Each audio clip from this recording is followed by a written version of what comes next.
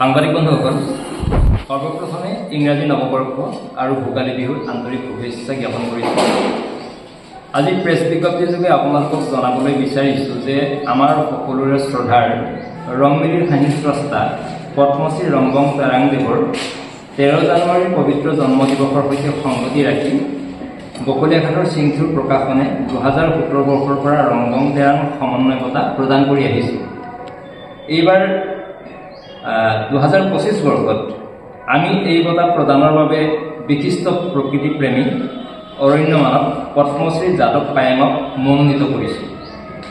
গতিকে আগন্তুক 2025 বৰ্ষৰ 13 জানুৱাৰীত বকলিয়াঘাটত অনুষ্ঠিত হ'ব লগা উক্ত বঁটা প্ৰদান অনুষ্ঠানত শ্ৰদ্ধাৰ পদ্মশ্ৰী ৰংবং তেৰাংদেৱৰ লগতে অসম সাহিত্য সভাৰ মাননীয় সভাপতি ডক্টৰ সূৰ্যকান্ত হাজৰিকা, প্ৰধান সম্পাদক ডক্টৰ উপেন্দ্ৰজিৎ শৰ্মা, অসম সাহিত্য সভাৰ নৱনিৰ্বাচিত সভাপতি ডক্টৰ বসন্ত কুমাৰ গোস্বামী, প্ৰধান সম্পাদক দেৱজিৎ বৰা, উপসভাপতি পদম ৰাজখোৱা, কাৰ্বি লামেট আমেৰ সভাপতি কামসিং হানছে, সদৌ অসম ছাত্ৰ সন্থাৰ ভাৰপ্ৰাপ্ত সাধাৰণ সম্পাদক সৰ্জন হানছে, বিশিষ্ট শিক্ষাবিদ অধ্যাপক ডক্টৰ উপেন্দ্ৰনাথ হাকাচাম, বিশিষ্ট লেখক নন্দ সিং বৰকলা আৰু কাৰ্বি আংলং জিলা সাহিত্য সভাৰ নৱনিৰ্বাচিত সভাপতি, উপসভাপতি আৰু প্ৰধান সম্পাদক প্ৰমুখ বিশিষ্ট ব্যক্তিসকল উপস্থিত থাকিব।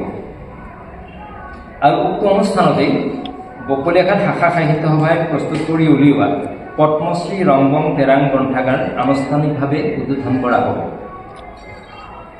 উল্লেখ্য যে এই বঁটা প্ৰদান অনুষ্ঠানতে অসম সাহিত্য সভাই প্ৰকাশ কৰি উলিওৱা ৰংবং তেৰাং সমগ্ৰ ৰচনাৱলীৰ প্ৰথম খণ্ড আনুষ্ঠানিকভাৱে উন্মোচন কৰা হ'ব।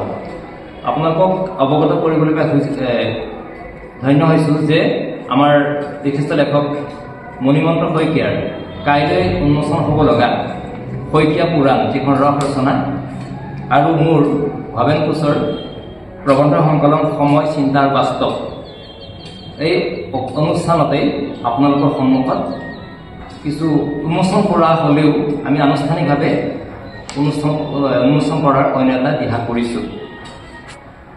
আৰু এইটো অনুষ্ঠান হ'ব বকলিয়াঘাট আঞ্চলিক যুৱ সংঘত দিনৰ 10:30 বজাত। আপোনালোকক অৱগত কৰিবলৈ সুখী হৈছোঁ যে 2017 বৰ্ষৰ পৰা প্ৰদান কৰি অহা এই ৰংবং তেৰাং সমন্বয় বঁটাত আমি কাৰ্বি পহু, কাৰ্বি জেকেট বা স্থানীয় লেখকৰ গ্ৰন্থৰ টোপোলা প্ৰদান কৰি আহিছোঁ। ইতিমধ্যে এই বঁটা ডক্টৰ বীৰেন্দ্ৰনাথ দত্ত, বিশিষ্ট ঔপন্যাসিক A.S. জৰ্জেট ফাংচি, হোমেন বৰগোহাঁই, ডক্টৰ নগেন শইকীয়া, ফণীন্দ্ৰ কুমাৰ দেৱচৌধুৰী, মাজুলীৰ আউনী সত্ৰৰ সত্ৰাধিকাৰ ডক্টৰ পীতাম্বৰ দেৱগোস্বামী, প্ৰসিদ্ধ ভাস্কৰ বীৰেন সিংহ আৰু ডক্টৰ কৰবীলেখা হাজৰিকাক প্ৰদান কৰা হৈছিল। গতিকে এই অনুষ্ঠানত সমূহ সদাশয় ব্যক্তি, কাৰ্বি আংলংবাসী ৰাইজৰ লগতে সাংবাদিক বন্ধুসকলৰ উপস্থিতি আমি কামনা কৰিছোঁ।